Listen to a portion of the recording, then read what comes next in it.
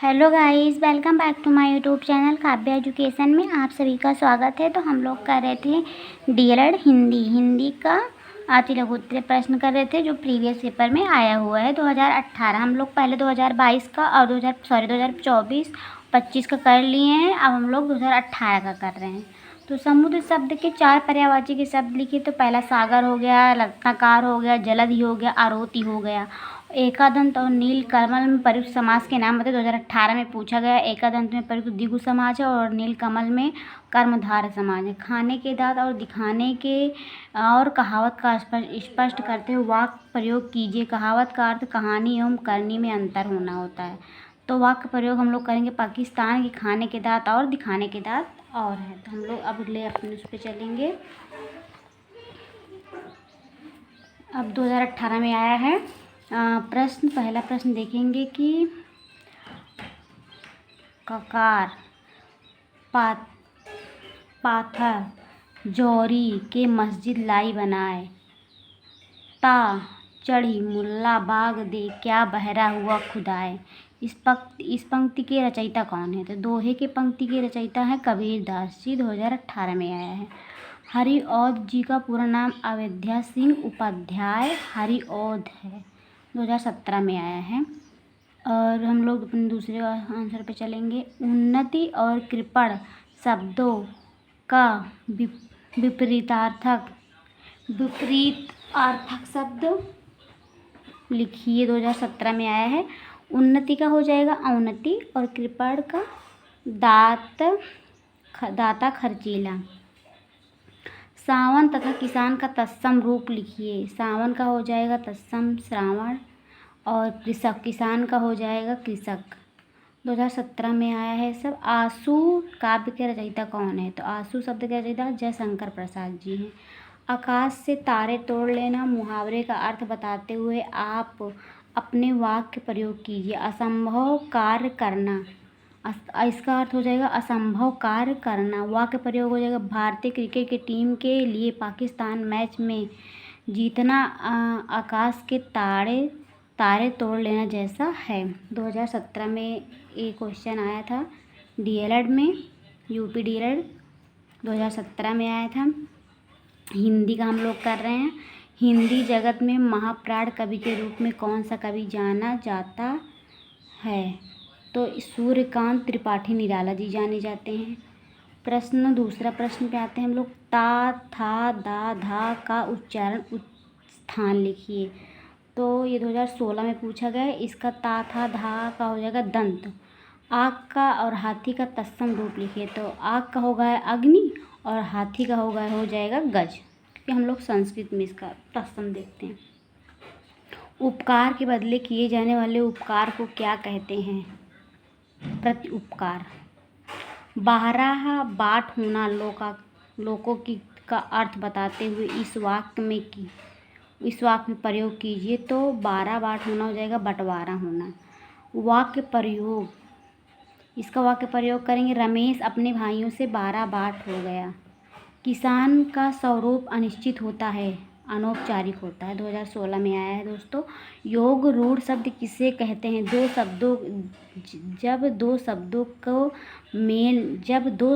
के मेल को जब वह समान अर्थ न प्रकट हो, मतलब जब दो शब्द के मेल को समान अर्थ न प्रकट करे तो विशेष अर्थ, जैसे कि कोई विशेष अर्थ प्रकट करे तो उसे हम लोग योग रूढ़ कहते हैं। 2016 में आया था ये क्वेश्चन। अब चलते हैं हम लोग अपने आगे के क्वेश्चन पे।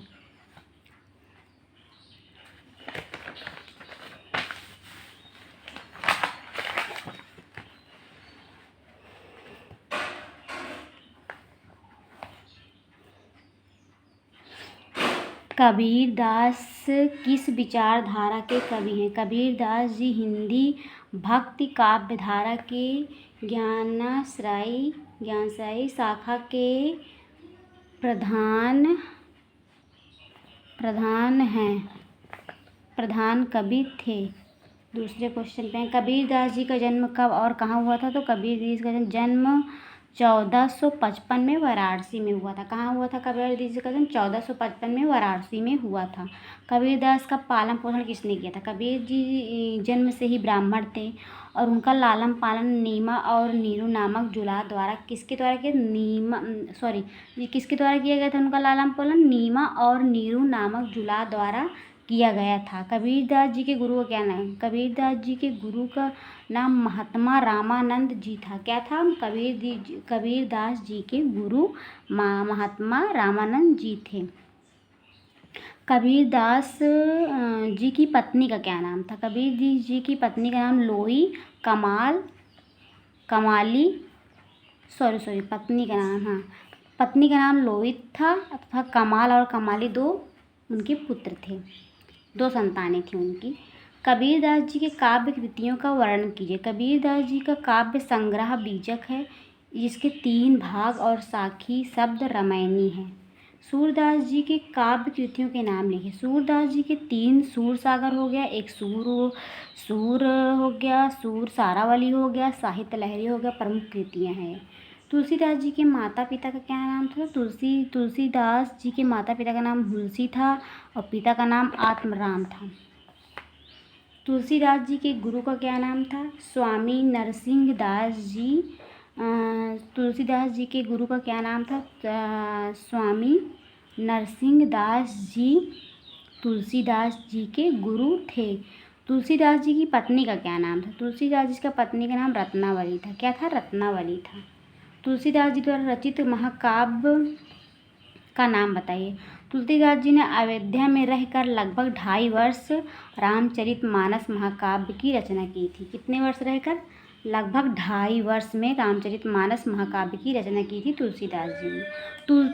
तुलसीदास जी की रचनाएं कितनी थी? तुलसीदास जी की रचनाएं 31 बताई जाती हैं, किंतु प्रमाणिक रूप से कुल 12 रचनाएं हैं। प्रमाणिक रूप से कितनी है? 12 रचनाएं हैं। तुलसीदास जी रचित प्रबंध काव्य लिखिए। पार्वती मंगल हो गया, जानकी मंगल हो गया, रामलला नच्छू हो गया। तुलसीदास कृत मृतक काव्य लिखिए। कवितावली, दोहावली, बरैया, रामायण, वैराग्य, संदीपनी, रामाज्ञा, प्रश्नावली, हनुमान, बाहुक, मुक्तक काव्य है। हम लोग अभी यहाँ तक पहुँचे हैं। हम लोग जाएंगे अपने नेक्स्ट में। Sorry I am really sorry.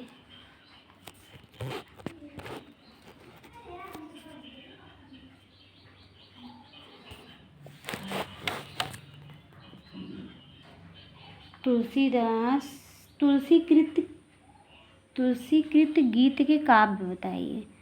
तुलसीकृत गीत काव्य में गीतावली, कृष्ण गीतावली तथा विनय पत्रिका प्रमुख हैं। बिहारी जी किस काव्यधारा के कवि हैं? बिहारी जी रीतिकालीन काव्यधारा के सर्वश्रेष्ठ कवि हैं। बिहारी जी रीतिकालीन काव्यधारा के सर्वश्रेष्ठ कवि हैं। बिहारी जी का जन्म कब और कहाँ हुआ था? बिहारी जी का जन्म 1603 ग्वालियर में मध्य प्रदेश में वसुआ गोविंदपुर में गांव में हुआ था। बिहारी जी के गुरु कौन थे? तो बिहारी जी के गुरु लाला हरिदास जी थे। बिहारी जी का निधन कब हुआ? तो बिहारी जी का निधन 1633 में बिहारी जी का निधन हो गया था। बिहारी द्वारा रचित ग्रंथ नाम बताइए। बिहारी द्वारा रचित ग्रंथ बिहारी सतसई, जिसमें लगभग 719 दोहे हैं। राष्ट्रकवि मैथिली शरण गुप्त का जन्म कब और कहाँ हुआ था? तो मैथिली शरण जी का गुप्त जी का जन्म 1886 में झांसी के जिले के चिरगांव नामक गांव में हुआ था। मैथिली शरण गुप्त का निधन कब हुआ था दोस्तों? मैथिली शरण गुप्त का 1994 में गुप्त जी का निधन हो गया था। राष्ट्रकवि मैथिली शरण गुप्त द्वारा रचित महाकाव्य का नाम बताइए। मैथिली शरण गुप्त द्वारा रचित महाकाव्य साकेत है। अयोध्या सिंह हरिऔध का जन्म कब और कहाँ हुआ था? हरिऔध का जन्म 1865 में आजमगढ़ के जिले में निजामाबाद में नामक स्थान पर हुआ था। अयोध्या सिंह उपाध्याय जी के सबसे उत्कृष्ट महाकाव्य कौन सा है? प्रिय प्रवास महाकाव्य पर उपाध्याय जी को जन्म मंगला प्रसाद पारितोषिक प्राप्त हुआ। जयशंकर प्रसाद का जन्म और कहाँ कब हुआ था? तो जयशंकर प्रसाद का जन्म 1889 में काशी में हुआ था। कहाँ हुआ था? 1889 में काशी में हुआ था। सूर्यकांत त्रिपाठी निराला जी की रचनाएं के नाम होते हैं। तो बहुमुखी प्रतिभा ने धनी निराला जी ने उपन्यास, कहानियाँ, रेखाचित्र, नाटक, जीवनी, निबंधों अतिरिक्त अंग्रेजी, बंगाला, संस्कृत के अनेक ग्रंथों का अनुवाद किया है। महादेवी वर्मा के कविता संग्रहों के नाम लिखिए। निहार, रश्मि, नीरजा, सांध, गीत, यामा, दीपशिखा, प्रमुख कवि क्या लिखा हुआ है? तो कविता और संग्रह।